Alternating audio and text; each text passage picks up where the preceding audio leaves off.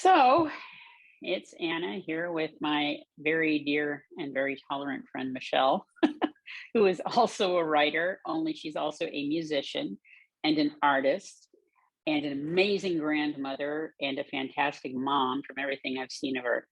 And I can never say enough good about her. Oh, thank you. Say hi to Michelle, everybody. You're welcome. You're welcome. Yeah. You're one of the few people that I've met on the internet that I also know in real life.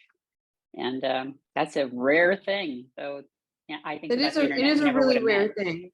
It is a really rare thing, but we've had some good times in person. We need to plan on more of those once I get to the East Coast. That should be more possible, I think. Anyway, hail caffeine, she who wakens us. Yes, exactly. Anyway, although I think I'm probably ahead of you. I'm on cup number 3. This is cup number 1, and I've waited on it long enough. It's actually cold, but I don't care because caffeine is important. It saves lives. It keeps people alive. Yes, it does. I know. What was that thing about? Oh, look at you, all caffeinated and not stabbing anybody.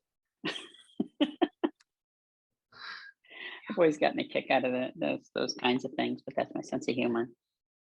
So what's going on with you lately? Well, the typical, just about the time I think I have a schedule down. it goes kaflooey. A schedule? What's that? Yeah, I'm certainly not complaining, but no. During COVID, I did a lot of writing. I did a book with my grandson, and I did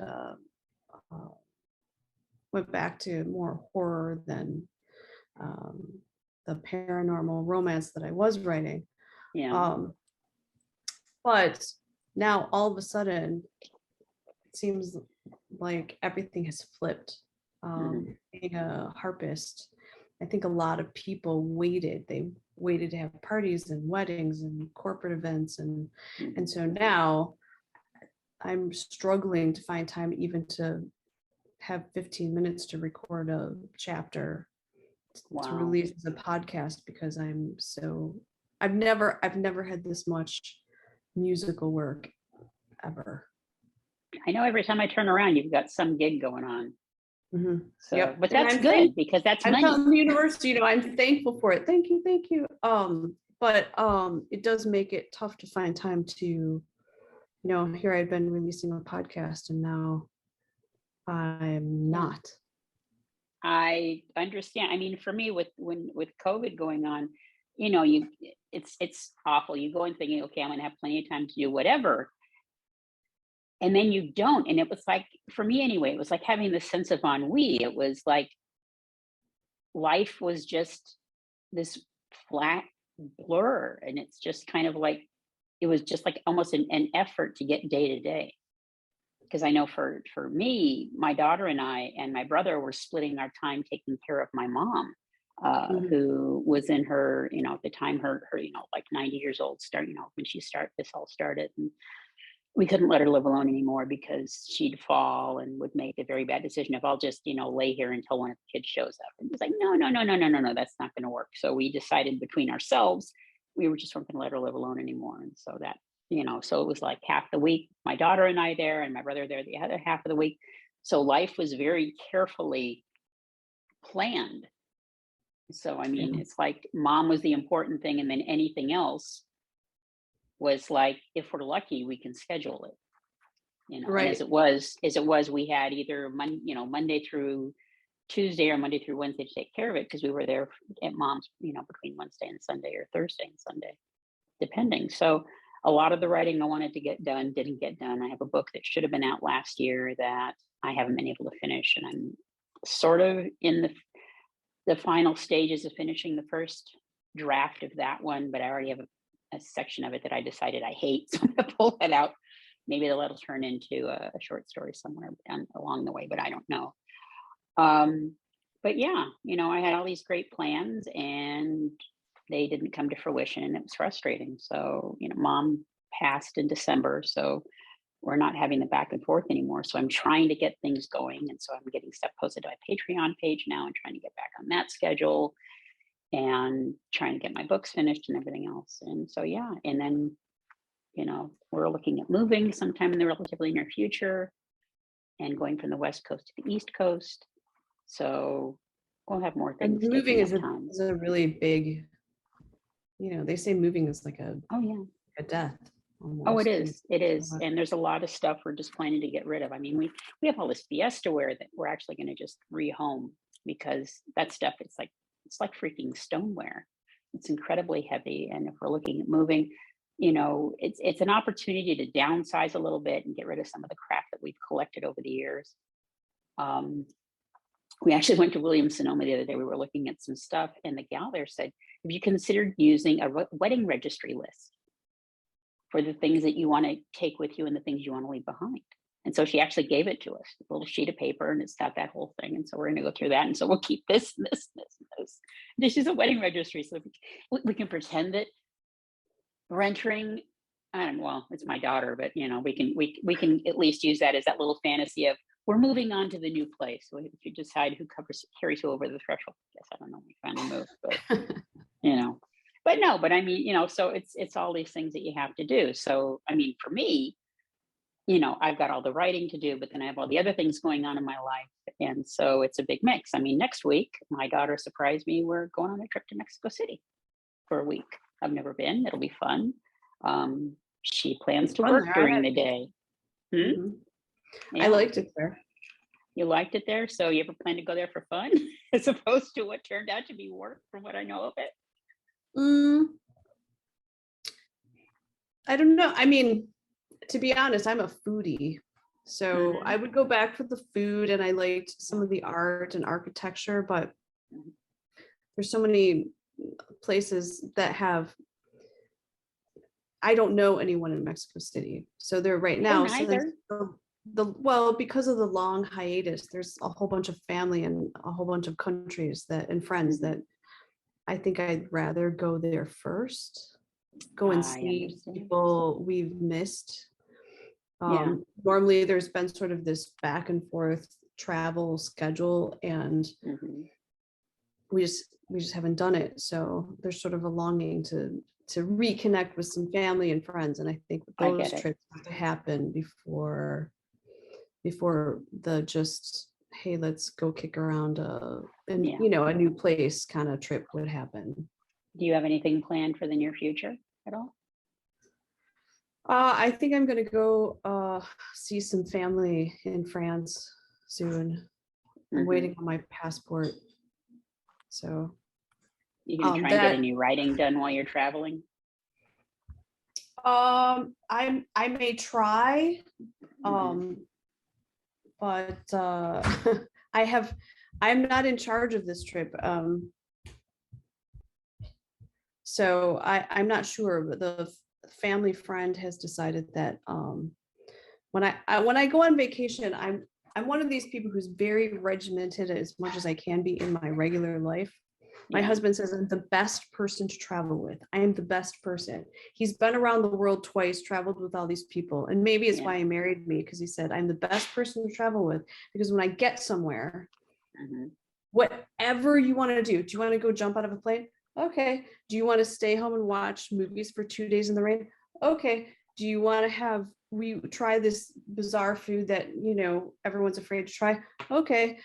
Like, I am the most agreeable person because I'm on vacation. That means everything is adventure, all of it. So I'm willing to try anything. Let's just go. Let's do it. Let's, whatever. Can we go see 17 cathedrals?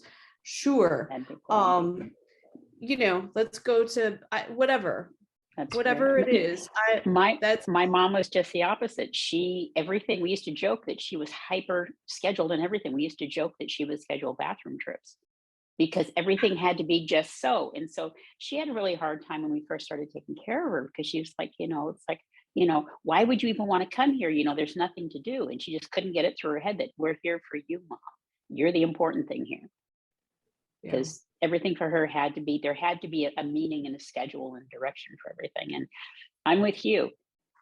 I'm more than happy. I mean, it's kind of like I can say, okay, because I'd like to be able to maybe see some of the ruins out around Mexico City and stuff. And so, Mhm. you know, I want to say, okay, let's see about doing this, and then we can kind of play loosely around the edges of that kind of a Mhm. thing. Just kind of the whole general idea thing. But I mean, I know if my daughter said, let's go do X thing, providing I'm not jumping out of a perfectly good airplane, I'm sure I'd be fine with it, you know? Well, there'd be a parachute. Yeah, but then I used to have really bad falling dreams. Oh, okay. Yeah, there's those, and then the other dreams were the ones where everything's turning to lava beneath you wherever you're standing, and so you're. I don't know if you ever had those. Imagine a No, I dream have as the more. floor is lava. It was I terrible. don't watch. There's a new season. Don't watch it. Um, Oh God. there's a 7-year-old who lives in my house. Mm. I know when all the seasons come out. Um, but no, I wonder if there's like a past life.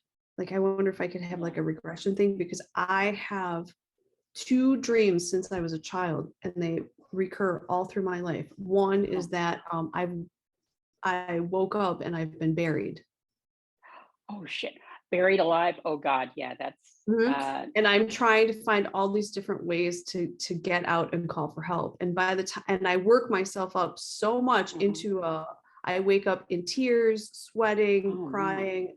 So that's my first one. And my second one is kind of the opposite, but in a similar suffocating kind of way. I I wake up and or come to in the dream and Mm. I'm sinking in water. But it's a Oh God. different that one is different because this one is it's peaceful. Hmm. There's Interesting. no yeah, There's no stress.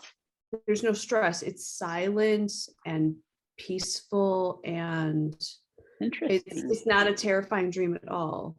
That sounds like it actually sounds like good bones for a story, a short story actually. Well, unfortunately, you're always sort of afraid to sort of poke those badgers too much though, because then you're going to end up Yeah. having the dreams when Oh you do yeah. fall I get asleep. it. And I'm I like, get it. Yeah. "Mm." Yeah. No, I think that the dreams that I especially hate because I still have them periodically is something's going on and you're trying to scream for help and you're like you can't get any and it yeah and that's one of the things. I mean, while I may not have some of those other ones that scared the crap out of me, that's one that still periodically shows up. Or do you ever have the ones that you're dreaming and you wake and you actually wake up and you go back to sleep and that fucking dream continues like you just had a Oh commercial yeah, break? those are fun. Yeah, that's like no, no, no, no, no, no. Life's not supposed to work this way. I got No. up and had like a whole glass of milk so that I didn't have to deal with you. What are you doing back here? Yeah, exactly. It's like no, yeah. It's like this was not a station break. This wasn't the get up and stretch your legs seventh inning, Yeah, or no, the seventh inning stretch. Yeah, it's yeah. uh, So no, and those are never good dreams ever. no, or they're, I think it's your brain trying to work some things out that you won't work out in your consciousness, but How is it with me being chased by evil monsters and shit? How is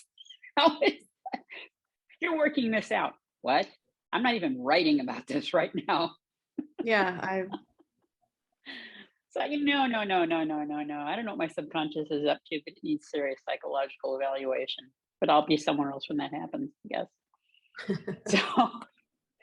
So, I know you also write and perform music and stuff. What instruments do you play? Which do you prefer? What do you want to learn? All that fun stuff. oh gosh, please, my husband will kill me if I bring home another instrument. But he So loves you. yeah, yeah, but he hates all the instruments in the house. They've Oh, taken over like a whole room. So I started oh, out poor as baby. I was diagnosed with rheumatoid arthritis as a child, and so Mhm, the farm doctor at the time had said, get her to play an instrument. So I started out playing the piano. I mhm, played it through college, and then in my 20s, a friend of mine said, you're a pretty good piano player. I wonder, it wasn't what I was doing professionally, by the way. mm, I just did it, on the side, played for fun. And she Yeah. said, I wonder how hard it would be for you to learn the harp. And so I thought, well, that, I'm Mhm. 48% Irish and 51% French, according to my 23andMe. So I thought, well, I still need to okay, do that. that might be a good thing to do, okay. So Mhm. how hard could it be? So I bought a very small harp, had it shipped. It arrived Mhm. on Halloween, which I thought was a As very they good do. omen. Mhm. It was a good omen. And about 2 days later, the same friend who was in a band called me Mhm. up and said, I had been playing a bodhrán, which is an Irish Mhm. drum in her band, Yeah. occasionally, just for fun again. And she said, I have great news. I got us a gig opening for this at the time was a local but pretty well-known band, Yeah. and it's an art gallery opening for this pretty well-known artist, Nice. and it's broadcast on WDET, which is the local NPR station. And I was like, Extra wow, cool. geez, that's a huge audience. How did you get that gig? And she said, Mhm. I told them I had a harpist in my band. Oh. And I went, who did you get? And she goes, and I thought, wait a minute. She goes, I go, when is it? She said, Thanksgiving weekend. So I had A month. a month. Mm-hmm. Oh man. So That's I awesome. learned 6 songs out of the repertoire. And Wow. when we got to the gig, um, the place they had sold out. So I went Mhm. out, put the harp down, looked at everyone, saw all the speakers for broadcasting on the NPR station, Mhm. smiled, walked back, and threw up twice. Now, keep in mind, you and I both think of Halloween or Samhain as being the new year and a time for new beginnings.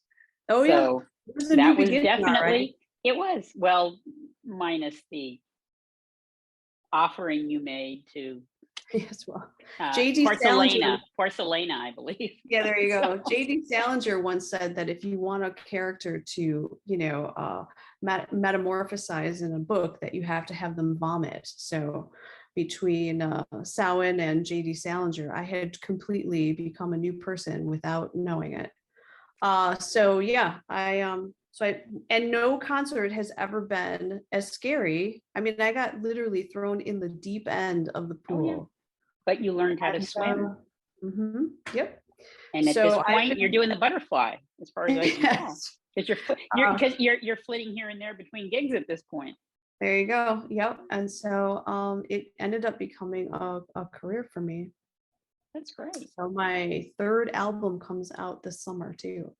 So What's the that's name of this album, and where will we be able to find well, it's being mastered right now. So it?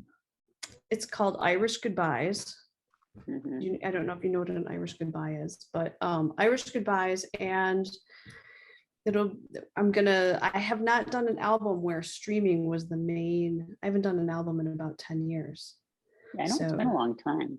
has been a long time. So this will be some originals and some traditional Celtic music and kind of a mix. Cool. So there's now a way to just upload so that it hits all of the streaming services Mm-hmm. and platforms. So that's the goal, is to Mm-hmm. be one of the cool kids and stream my music. So who are you publishing through for this? Um, Well, so the studio that I went through is Marianne Murphy Studios. Mm-hmm. She is producing the album, and Mm-hmm. so I had read about one company and that will send it to not only like iTunes but Spotify and all that. Mm-hmm. They use a different company, so um, I have to talk to her media person and see Mm-hmm. exactly what we're gonna do. don't forget to send me the information so I can put that all up on converted books and converted words, by the way, Okay. so that I can have all that information. So yeah, of course, like you're part of that too. So, Yeah. so that, and then, so writing wise, you said you haven't been doing as much writing. What's going on with I that haven't right been now? doing as much. I tried Kindle Vella. So I've been writing in little episodes. And so to the last chapter, I'm writing the end. And of course, it's been about 3 weeks and I haven't posted. I have to, it's just because the end has to tie up everything, and I'm making sure. So I have to make sure everything's tied up. And then, but so that will probably come out, I imagine. I'll have that done within this month. And then each of the episodes gets podcasted, but trying to find the quiet time. You do have a currently 7-year-old small person running around making large demands on your time, but but my waitressing skills are really kept sharp. So I'm sure. I know. I mean, well, you are a Renaissance woman, a woman of many talents. Hey man, I can burn a waffle in a toaster oven like nobody's business. Yeah, I get it. I get it. Oh man, yeah. I don't know how you do it. I mean, you've got your grandson, you've got your writing, your music, your teaching. Because I know you're teaching French and music and English as a second language, I believe, aren't you? Or is that just part of? That was just part of. So that was just part of a like an intro during COVID. So I I owned a music studio and started it a year before COVID hit. And just as it had started to take off and really start to get momentum, the pandemic hit. And so everything shut down, everything went online. And so every teacher in every capacity had to learn how do you do this.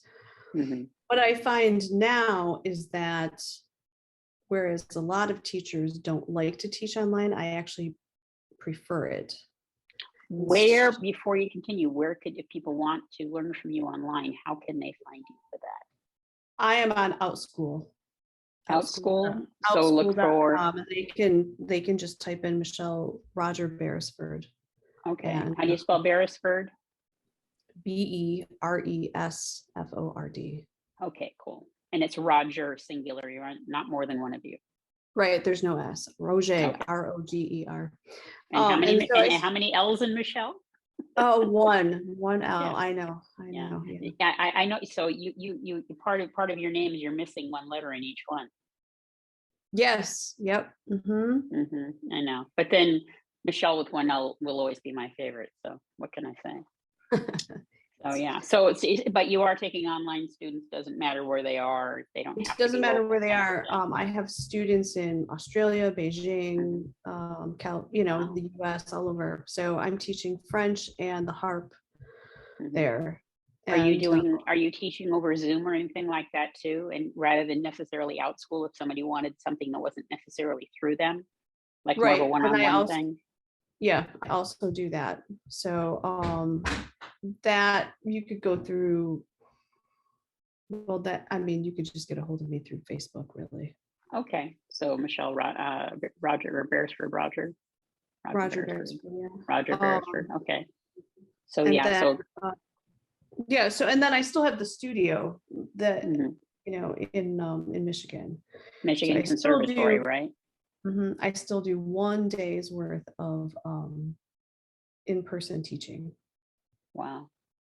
Well, these days, I mean, with COVID and the chance of catching things, and if you've got rheumatoid arthritis, you already have immunity issues. And then taking care of your grandson as much as you do, he doesn't need to get sick because he's a little guy. So yeah, I mean, the online thing really seems to be a good thing. I know a lot of people you have businesses that are saying, okay, now you guys have been home for so long, you need to come back into the office, and people are saying, screw this. And I can't say I blame them. Yeah, well, I mean, so what was odd is our numbers officially here in the Detroit area are down, but from what we've seen, just from people, I'm part of a business community that, owns brick and mortar businesses. Yeah. And they were saying how many employees are suddenly just all of a sudden down with COVID. And I think really, while it's great to have at-home tests, there's so much of it, I think, that's going unreported. Oh yeah, I know. Well, yeah, my daughter and I have some. Did you buy the at-home tests, or did you order the at-home tests when they were available?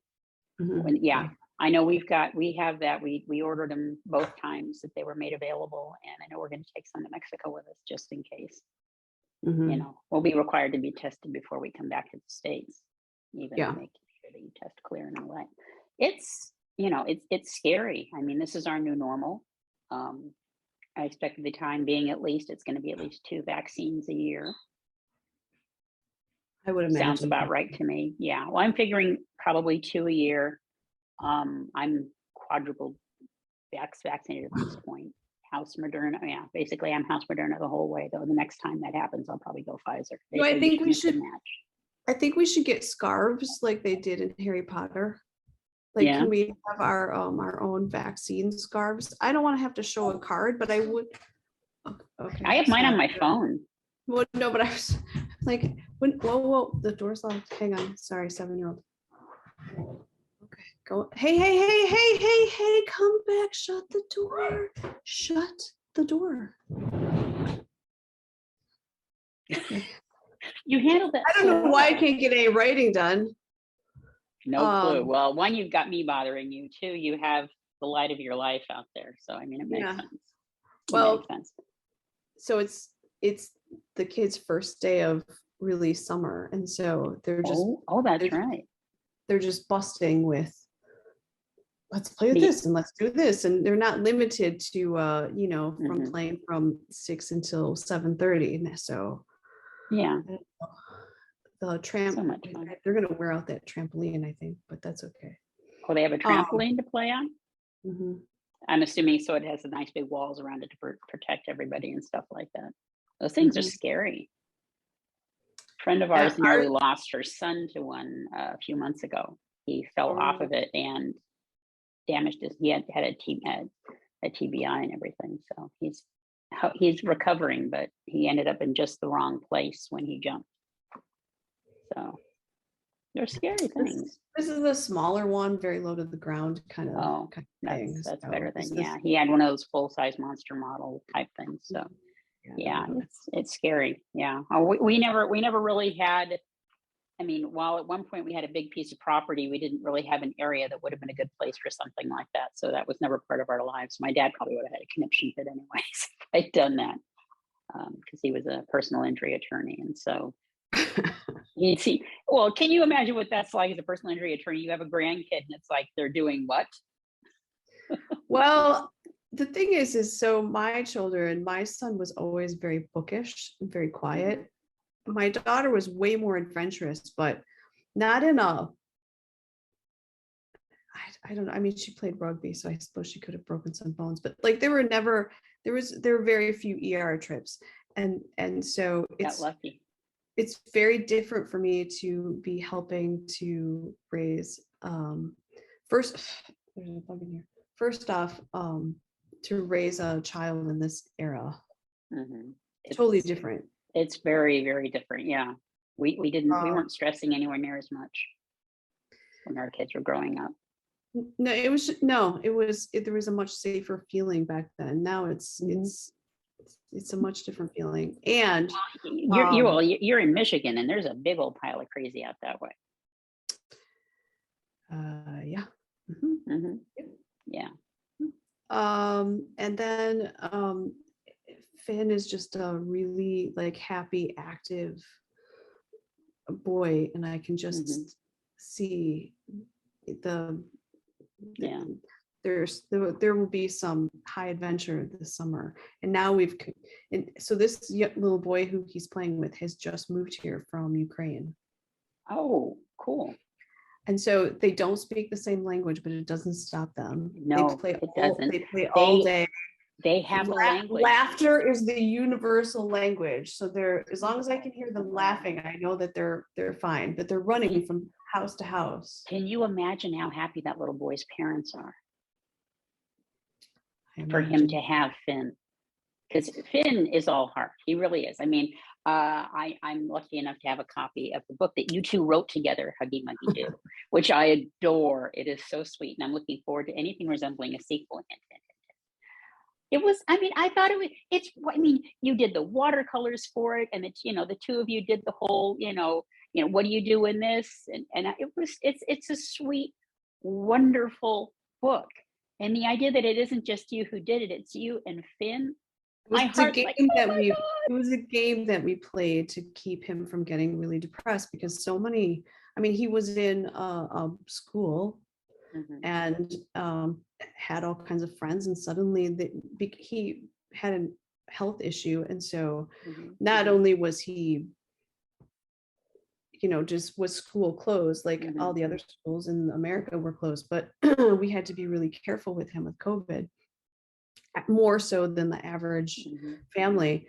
And so he was really felt isolated. And then we found Yeah. out that there were lots of children who were in his same situation. And so the book is about, how to, we played this game about how you could make someone feel better, even if you can't be physically right with them.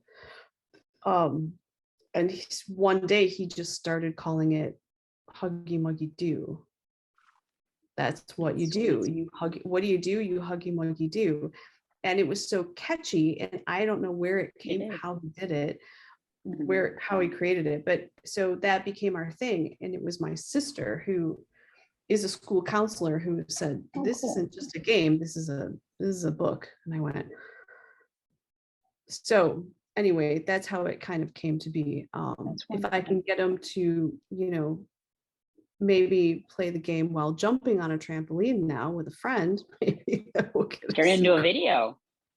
Maybe, I don't know. We'll have to That's see. sweet. That's really sweet. But yeah, I mean, I think it's amazing that you're doing that. I mean, you have such a connection with him, and that's amazing. And I mean, I know at this point, because of COVID concerns and health concerns, that other things going on and stuff, you've been kind of sort of homeschooling him.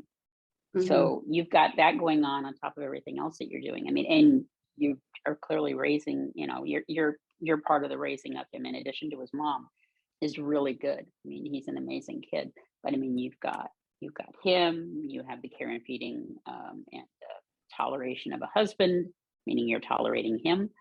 Um, yes, exactly. Well, they do say that, all women's problems begin with men: menstruation, menopause, mental illness, gynecologist. But you've got all this stuff going on, and you do it so well, and you seem really calm, cool, and collected. Now, you and I have had conversations, so I know that this is a very good face you're putting on I here. was gonna say, it's all fake. Yeah, but no, it's just, but no, you're No, just but amazing with everything you do. I do feel like it is difficult to.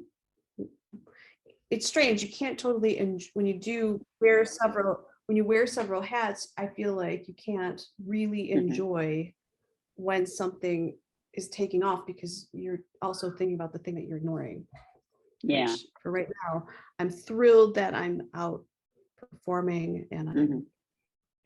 we can have outside concerts and weddings Hmm. and parties and things like that. Yeah. And I'm grateful for the prosperity.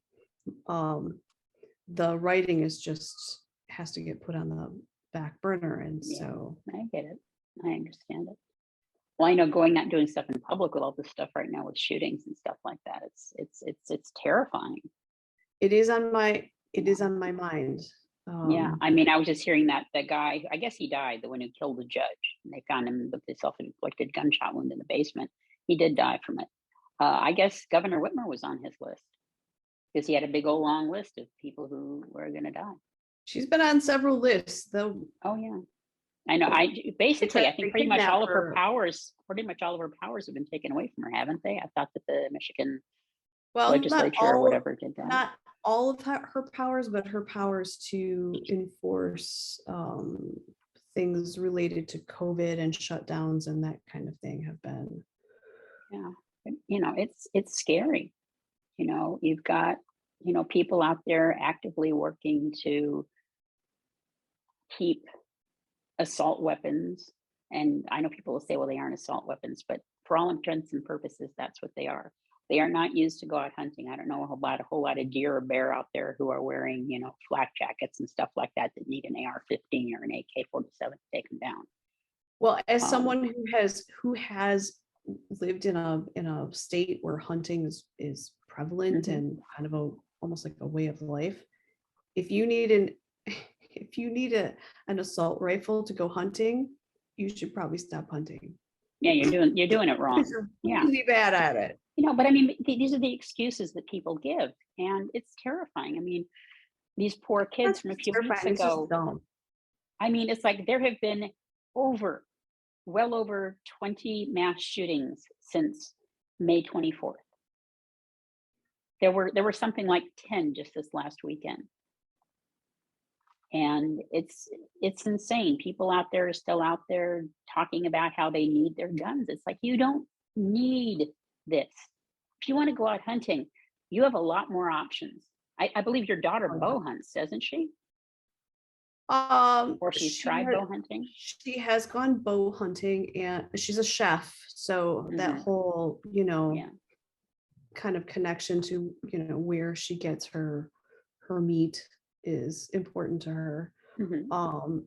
She's gone rifle, but it's a hunting rifle. Mhm. um and taken all the hunter safety, and Yeah. that Yeah, my daughter did that when she was 10. if you do it the right way, it's but there's no reason to need no one needs an assault rifle to go deer hunting. You don't need to have your hamburger before you hit the butcher, Yeah, because that's what an assault weapon's going to do. It's going to turn whatever it hits into basically hamburger in a bag. yeah, no, So, it would be ridiculous. I mean, there's already enough of a safety protocol that's needed mhm. in order to just hunt with a rifle Yeah. or a bow. Mhm. But yeah, so yeah. So I mean, I'm sorry to bring that up, but I mean, I've been posting some videos to YouTube about all this, and it's to me, it's just absolutely terrifying, that these things are still out there and that they're legal. I know, it's been people trying to legislate things to try and make things safer, and people out there just saying, "Oh no, you have to have it," or the whole good guy with a gun thing, which clearly has been proven it doesn't work. And I don't know if you're aware, in mid 2005, the United States Supreme Court ruled that a cop has no constitutional duty to protect you. Did you know Hmm. that? Yeah, Mm-mm. it's the reason why they won't be able to prosecute those cops for not going in to defend those children. They have no constitutionally outlined duty to have kept those children from being killed. So it's kind of like, at that point, it's like, why are they even there? And then so people said, well, okay, so and this was a case before, so the kids are in school, so they're in, because police are required to protect and care for someone who is in police custody, but not if they're a civilian who needs help, someone who's not in custody. So someone used the logic of, okay, then your kids are in school, so the school has the requirement to protect them. And in fact, they don't have that either. They have no duty to protect your kids in school either. So I would love to test that. I don't know how it could work out, but imagine you arranging a mass walkout across the country. Now, schools get money from the state based on kids who are attending that day. So you want to see Yeah. how fast it takes for the schools to say, well, the government says you guys have to be in there, because it'd be an interesting test. Because there has to be some responsibility there. It isn't, you send your kids to school, we get our money, and that's the way it is, and we don't have any other responsibilities towards your kids, or not. I mean, I homeschooled my daughter from second grade on because she was being picked on. The school district refused to do anything to protect her from that, which I should have realized at the time that this was an underlying thing. And so she was homeschooled from second grade until what would have been her high school graduation. I know you homeschooled your kids. Mine was for a different reason, but yeah. Yeah.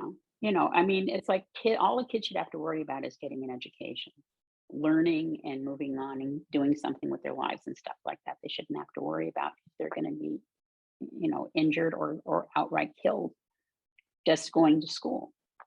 They Right. should be able to see a policeman and say, this is someone who's going to keep me safe. That is true. And I would say your dad was a police officer, a sheriff's officer. And did all kinds of school programs and try to really instill in children that if you are afraid that you go to a police officer. So if, really what happened in Texas is a huge mixed message to a whole generation of children. Multiple generations. Because I mean, this doesn't do anything to instill in the idea of me that if I'm in danger, I can go to the police and have help. They can turn me away. Technically.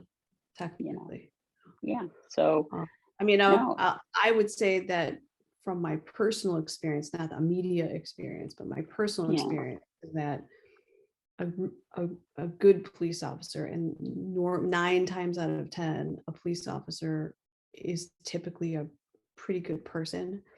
They would go out of their way, but unfortunately, they would go out of their way to protect you.